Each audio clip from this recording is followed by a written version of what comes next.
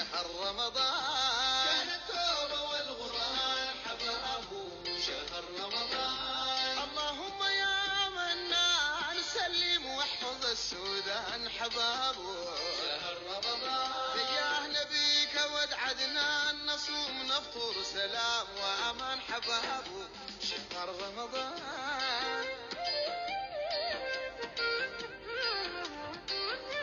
في رمضان الخرجانا نزل القرآن والهدانا حبابه شهر رمضان. يا وبدخول بالريانا نروي جوفنا العطشانة وحبابه شهر رمضان. شهر التوبة والغفران حبابه شهر رمضان. شهرنا الظاهر بيانه نعم الأنفق لإخوانه حبابه شهر رمضان. مولاي عظم لنا شانه وخلي الفارغة في ميدانه حبابه شهر رمضان.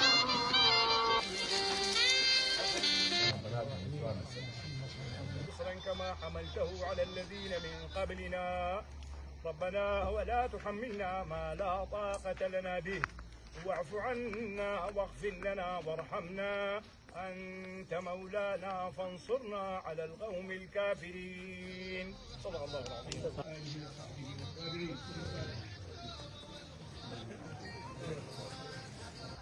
ولكن هذا هو السودان، وهؤلاء الرجال الذين أنبتتهم طينته السمراء يجلسون مفترشين الأرض.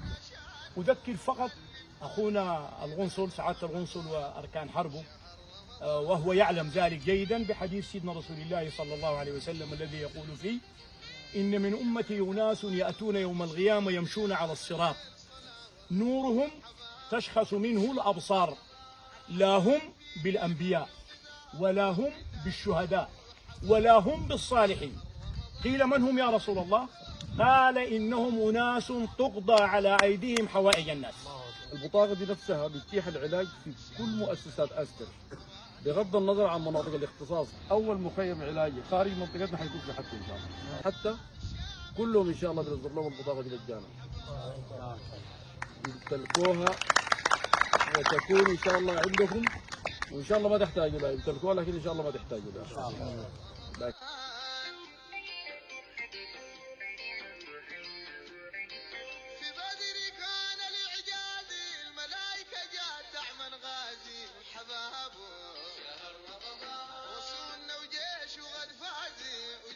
الكفر فار لازي وحبابه شهر رمضان.